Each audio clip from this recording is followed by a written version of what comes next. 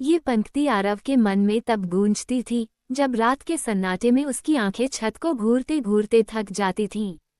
जिंदगी ने उसे इतना दिया था कि कोई भी टूट जाए, लेकिन न जाने क्यों उसका दिल हर बार खुद को समेट लेता था, जैसे उसे यकीन हो कि ये अंधेरा हमेशा के लिए नहीं है। आरव एक छोटे से कस्बे में पला बड़ा था। बचपन से ही हालात उसके दोस्त नहीं रहे। पिता की असमय मृत्यु ने घर की जिम्मेदारी उसके नाजुक कंधों पर डाल दी थी। माँ की आंखों में डर और उम्मीद दोनों साथ रहते थे। डर इस बात का कि कल का खाना कैसे आएगा, और उम्मीद इस बात की कि शायद उनका बेटा एक दिन हालात बदल देगा। स्कूल में आरव पढ़ाई में तेज था, लेकिन हालात ने उसे पढ़ाई से ज्यादा जिंदगी के इम्तिहान देने पर मजबूर कर दिया। सुबह अखबार बांटना, दोपहर में किराने की दुकान पर काम और रात को पढ़ाई, यही उसकी दिनचर्या थी। थकान इतनी होती कि किताब हाथ में लिए लिए ही नींद आ जाती, लेकिन उसने कभी शिकायत नहीं की। कभी कभी वह सोचता, भगवान, अगर सब कुछ पहले से लिखा ही होता है तो इतना दर्द क्यों? और अगले ही पल उसका दिल जवाब देता, शायद यही दर्द किसी बड़ी खुशी की तैयारी है। समय बीतता गया, माँ बीमार रहने लगी, दवाइयों का खर्च बढ़ गया। कई बार तो आरव के पास बस दो ही रास्ते होते, या तो खुद हार मान ले या फिर हालात से लड़ना सीखे। उसने दूसरा रास्ता चुना। एक दिन कस्बे में एक प्रतियोगिता की घोषणा हुई, शहर के कॉलेज में स्कॉलरशिप के लिए। आरव जानता था यही मौका है। रात रात भर जागकर उसने तैयारी की। भूख लगी, नींद आई, लेकिन उसने खुद से बस एक ही बात कही, थोड़ा और सब्र, शायद जिंदगी कुछ अच्छा लिख रही हो। परीक्षा का दिन आया। आरव ने पहली बार महसूस किया कि डर और उम्मीद एक साथ कैसे चलते हैं। जब परिणाम आया, उसका नाम सूची में सबसे ऊपर था। उस दिन उसने पहली बार माँ की आंखों में सुकून देखा। माँ ने कांपते हाथों से उसके सिर पर हाथ रखा और कहा, बेटा, लगता है भगवान ने सच में कुछ अच्छा लिखा है। लेकिन जिंदगी को शायद अभी और परखना था। शहर में पढ़ाई आसान नहीं थी। नए लोग, नई दुनिया और पैसों की कमी।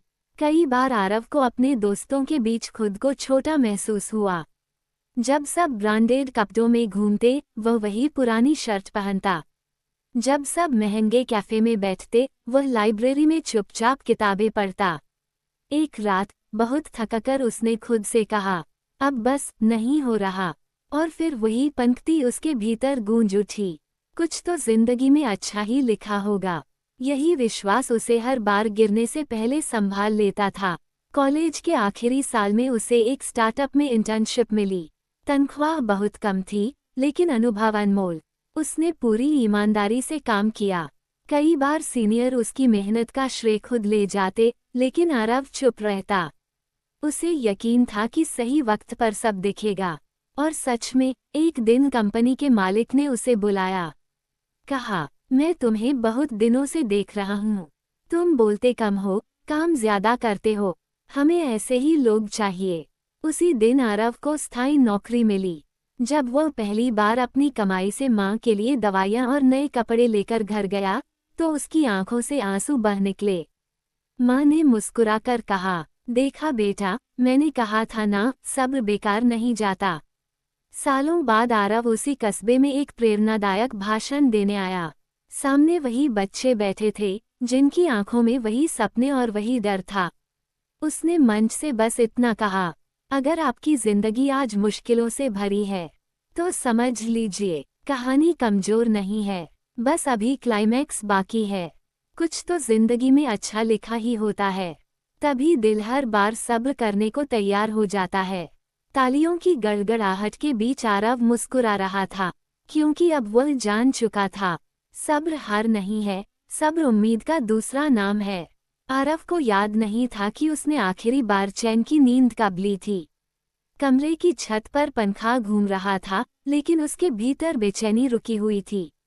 जिंदगी जैसे हर रोज एक नया सवाल पूछती, और उसके पास जवाब सिर्फ एक होता, सब्र। छोटा सा कमरा, टूटी हुई अलमारी और माँ की धीमी धीमी सांसों की आवाज, यही उसकी पूरी दुनिया थी। पिता को गए हुए बरसों हो चुके थे, लेकिन उनकी कमी आज भी हर सुबह सबसे पहले महसूस होती थी। आरव स्कूल जाने से पहले अखबार बांटता, स्कूल से लौटकर दुकान पर काम करता और रात को माँ की दवाइयों के पैसे जोड़ता। कभी कभी वह सोचता, क्या मेरी जिंदगी बस यहीं तक है? फिर माँ का चेहरा याद आता और वह सवाल खुद ब खुद चुप हो जाता। एक शाम माँ ने उससे कहा, बेटा तू थक गया है, थोड़ा आराम कर लिया कर। आरव मुस्कुरा दिया, कुछ कह नहीं पाया क्योंकि अगर बोलता तो टूट जाता। स्कूल में बच्चे उसे गरीब कहकर चिढ़ाते। किसी के पास नए जूते होते, किसी के पास नए सपने और उसके पास बस हिम्मत। एक दिन टीचर ने पूछा, आरव आगे क्या बनना है? क्लास हंसने लगी, लेकिन आरव ने सिर उठाकर कहा, सर मैं अपनी माँ को आराम देना चाहता हूँ।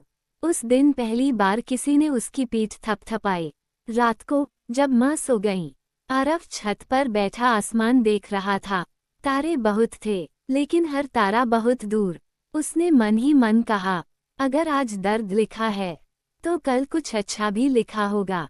उसी रात उसने फैसला किया, हार मानना विकल्प नहीं है। उस रात आरव को नींद नहीं आई। माँ बार बार करवट बदल रही थी, सांसें भारी थीं, माथे पर पसीना। आरव ने हल्के से उनके माथे पर हाथ रखा। तेज बुखार। माँ, कोई जवाब नहीं, बस एक कमजोर सी कराह। उस पल आरव के भीतर कुछ टूट गया। अब तक उसने हर दर्द को चुपचाप सहा था, लेकिन माँ को यूं बेबस देखकर उसका सब्र डगमगाने लगा। वह भागकर बाहर गया। रात के 2 बजे थे। कस्बे की सड़कें सुनसान थीं, लेकिन उसके कदमों में डर की आवाज थी।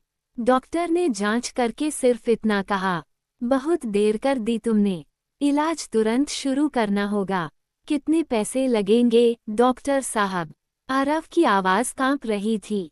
डॉक्टर ने जो रकम बताए वह आरव की पूरी दुनिया से बड़ी थी। उसने जेब टटोली, कुछ सिक्के, कुछ नोट और ढेर सारी मजबूरी। माँ को अस्पताल के बेड पर लिटाया गया। आरव पास की कुर्सी पर बैठा, उनकी सांसों को गिनता रहा। हर सांस के साथ वह खुद से कहता, कुछ तो जिंदगी में अच्छा लिखा होगा। इतनी जल्दी तो सब खत्म नहीं हो सकता। लेकिन उस रात जिंदगी ने कोई जवाब नहीं दिया। अगले दिन आरव ने हर दरवाजा खटखटाया। रिश्तेदार, पड़ोसी, पुराने जानने वाले, किसी ने सहानुभूति दी, किसी ने सलाह और किसी ने साफ मना कर दिया। समझो बेटा, आजकल हालात ठीक नहीं, हम भी फंसे हुए हैं। भगवान पर छोड़ दो। भगवान पर छोड़ देना आसान होता है, लेकिन माँ को उस हाल में छोड़ देना आरव के लिए नामुमकिन था। उसने अपनी पढ़ाई रोक दी, दुकान की नौकरी छोड़कर दिन रात काम ढूंढने लगा। कभी मजदूरी, कभी रात की ड्यूटी, कभी बिना पैसे का काम। बस एक ही मकसद था, माँ को बचाना। अस्पताल के बाहर बैठकर वह दीवार को घूरता रहता। लोग अपने अपने घर जा रहे थे और वो हर गुजरते इंसान से उम्मीद बांध लेता था। एक शाम माँ की आंख खुली, कमजोर सी आवाज में बोली, बेटा घर चलें क्या? आरव मुस्कुराया, लेकिन उसकी आंखें भर आईं। थोड़ा ठीक हो जाओ माँ, फिर चलेंगे। माँ ने उसका हाथ पकड़ा, मेरे लिए अपनी जिंदगी मत रोकना। उस वाक्य ने आरव को अंदर तक हिला दिया। जिस माँ ने सारी उम्र उसके लिए सब कुछ छोड़ा, आज वही माँ उससे अपनी जिंदगी बचाने की इजाजत मांग रही थी। उस रात आरव अस्पताल की सीढ़ियों पर बैठा रोया, खुलकर, बिना किसी डर के, पहली बार। और फिर उसने खुद से कहा, अगर सब्र यहाँ टूट गया तो अब तक का संघर्ष बेकार हो जाएगा। अगले दिन किस्मत ने धीरे से दरवाजा खटखटाया। कॉलेज के एक पुराने प्रोफेसर अस्पताल आए थे। उन्होंने आरव को पहचान लिया। तुम वही हो ना, जो हमेशा लाइब्रेरी में सबसे आखिर तक बैठा रहता था? आरव ने सिर झुका लिया। पूरा हाल सुनने के बाद प्रोफेसर ने कहा, हम कोई चमत्कार नहीं कर सकते, लेकिन कोशिश जरूर कर सकते हैं। कॉलेज से मदद मिली, कुछ पैसे, कुछ भरोसा और थोड़ी सी राहत। माँ का इलाज आगे बढ़ा। हालात अभी भी नाजुक थे, लेकिन उम्मीद फिर से सांस लेने लगी। एक शाम आरव माँ के पास बैठा था। माँ ने धीरे से कहा, देखा बेटा, सब कभी खाली हाथ नहीं लौटता। आरव ने उनकी उंगलियां थाम लीं।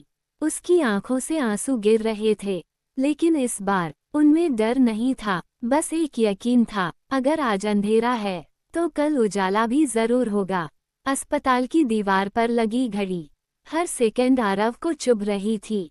समय आगे बढ़ रहा था, लेकिन उसकी जेब वहीं की वहीं खाली पड़ी थी। डॉक्टर की आवाज आज भी उसके कानों में गूंज रही थी।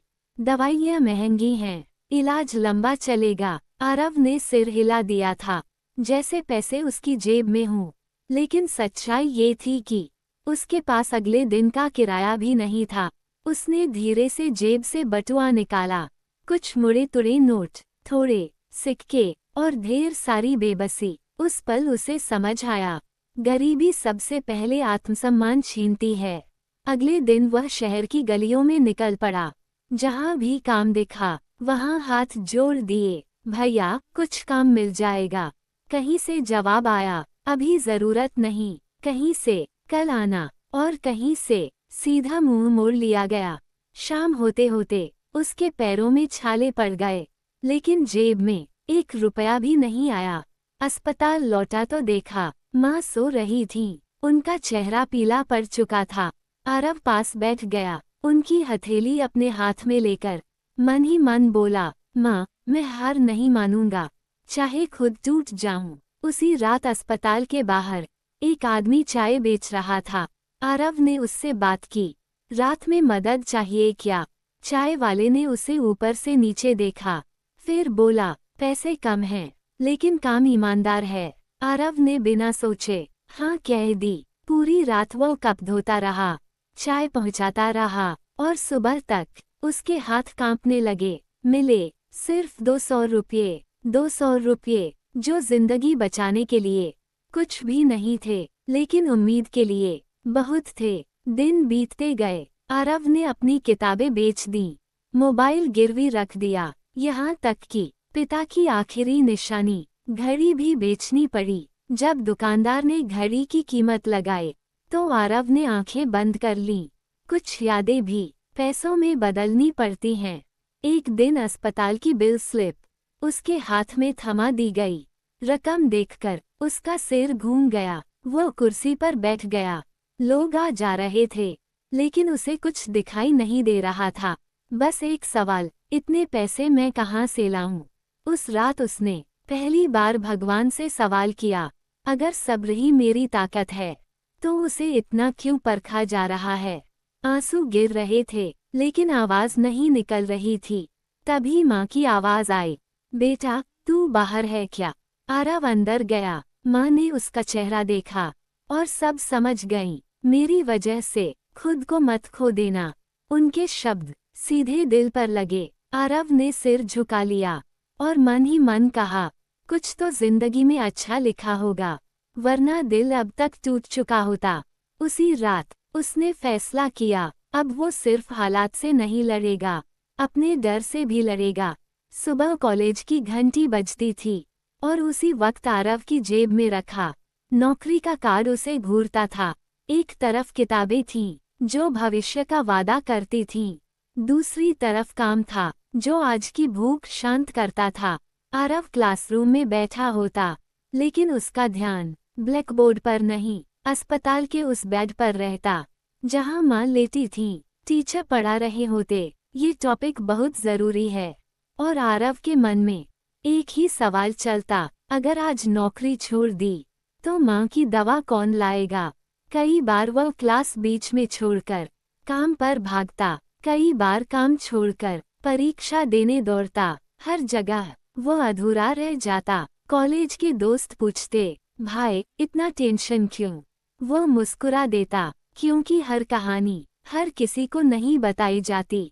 एक दिन प्रोफेसर ने उसे बुलाया, आरव तुम्हारी अटेंडेंस कम है, अगर ऐसे ही रहा तो साल बर्बाद हो जाएगा।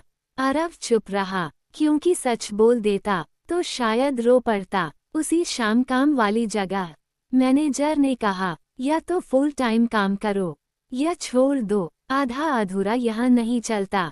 आरव बाहर आकर सीढ़ियों पर बैठ गया। एक तरफ 4 साल की मेहनत थी, दूसरी तरफ माँ की सांसें। उसने पहली बार खुद से पूछा, क्या सपने भी कभी बोझ बन जाते हैं। रात को माँ के पास बैठा था। माँ ने उसकी आंखों में थकान देख ली। पढ़ाई छोड़ दे बेटा, माँ ने कहा। आरव चौंक गया। नहीं माँ, मेरी वजह से तू अपने सपने मत मार। आरव ने माँ का हाथ पकड़ा। उसकी आवाज भर आई। अगर आपने मुझे पढ़ाया है तो आज पढ़ाई छोड़ना आपकी मेहनत से गद्दारी होगी। उस रात आरव ने फैसला किया, वो दोनों नहीं छोड़ेगा, चाहे खुद टूट जाए। सुबह कॉलेज, दोपहर काम, रात अस्पताल। उसकी आंखों के नीचे काले घेरे गहरे हो गए। हाथ कांपने लगे, लेकिन दिल अब भी कह रहा था, कुछ तो जिंदगी में अच्छा लिखा होगा। एक दिन परीक्षा के दौरान वह बेहोश होकर गिर पड़ा। जब आंख खुली, अस्पताल का वही सफेद कमरा था। इस बार वो खुद मरीज था। डॉक्टर ने कहा, अगर ऐसे ही चलता रहा तो शरीर जवाब दे देगा। आरव ने आंखें बंद कर लीं। उस पल उसे समझ आया, सब्र भी समझदारी मांगता है। लेकिन हार मानना अब भी उसके शब्दकोश में नहीं था। अब आता है क्लाइमैक्स, वो हिस्सा जहां जिंदगी जवाब देती है, धीरे, सच्चे तरीके से। नीला दिल, स्मॉल डायमंड पार्ट 3, सब्र का फल। जब किस्मत करवट लेती है, आरव को अब दर्द से डर नहीं लगता था। उसे डर लगता था कि कहीं उसका सब्र बेकार न चला जाए। अस्पताल की खिड़की से आती धूप उसके चेहरे पर पड़ती थी, और वो हर सुबह खुद से कहता, आज नहीं तो कल कुछ तो बदलेगा। बेहोशी के बाद डॉक्टर ने उसे कुछ दिनों के लिए पूरा आराम करने को कहा था, लेकिन आरव जानता था, आराम उसके लिए एक लग्जरी बन चुका है। फिर भी उसने अपनी जिद थोड़ी ढीली की, काम के घंटे कम किए, पढ़ाई को नए तरीके से पकड़ा। वह रात में लाइब्रेरी की बजाय अस्पताल के कॉरिडोर में पढ़ता, जहां हर सन्नाटा उसे मजबूत बनाता था। उसी दौरान कॉलेज में एक नोटिस लगा, मेरिट जोड़ जरूरत के आधार पर विशेष स्कॉलरशिप। आरव ने नोटिस को कई बार पढ़ा, जैसे यकीन करना चाहता हो कि ये सच है। फॉर्म भरते वक्त उसके हाथ कांप रहे थे। हर सवाल उसकी जिंदगी का आईना था। जब इंटरव्यू का दिन आया, आरव के पास कोई कहानी गढ़ने की जरूरत नहीं थी। उसकी जिंदगी खुद एक जवाब बन चुकी थी। कुछ हफ्ते बाद उसे कॉल आया, आपका चयन हो गया है। आरव कुछ बोल नहीं पाया। फोन उसके हाथ से फिसलते फिसलते बचा। वह सीधे अस्पताल पहुंचा। माँ के पास बैठकर बोला, माँ, हो गया। माँ ने उसकी तरफ देखा। आंखों में वो चमक थी जो दर्द से पैदा होती है। मैं जानती थी, बस इतना ही कहा उन्होंने। स्कॉलरशिप से इलाज का बड़ा हिस्सा कवर हो गया, पढ़ाई का बोझ हल्का हो गया, और उसी दौरान कॉलेज के एक पुराने प्रोफेसर ने उसे पार्ट टाइम रिसर्च असिस्टेंट की जॉब दिला दी। कम पैसे, लेकिन सम्मान के साथ। धीरे धीरे माँ की तबीयत सुधरने लगी, चेहरे पर रंग लौट आया। एक सुबह माँ ने खुद चाय बनाई। आरव ने देखा और उसकी आंखें भर आईं। वक्त बदला नहीं था, वक्त ने जवाब देना शुरू किया था। साल बीते, आज वही आरव कॉलेज के मंच पर खड़ा था। सामने सैकड़ों छात्र। उसने माइक पकड़ा और कहा, अगर आज आपकी जिंदगी आपसे बहुत कुछ छीन रही है तो घबराए मत, क्योंकि जिंदगी बिना वजह नहीं छीनती। वो आपको अगले पड़ाव के लिए हल्का कर रही होती है। उसने एक पल रुककर आगे कहा, कुछ तो जिंदगी में अच्छा ही लिखा होता है, तभी दिल हर बार सब्र करने को तैयार हो जाता है। तालियों की आवाज उसके शब्दों में मिल गई। आरव मुस्कुरा रहा था, क्योंकि अब वह जान चुका था, सब्र कोई मजबूरी नहीं, सब्र एक ताकत है।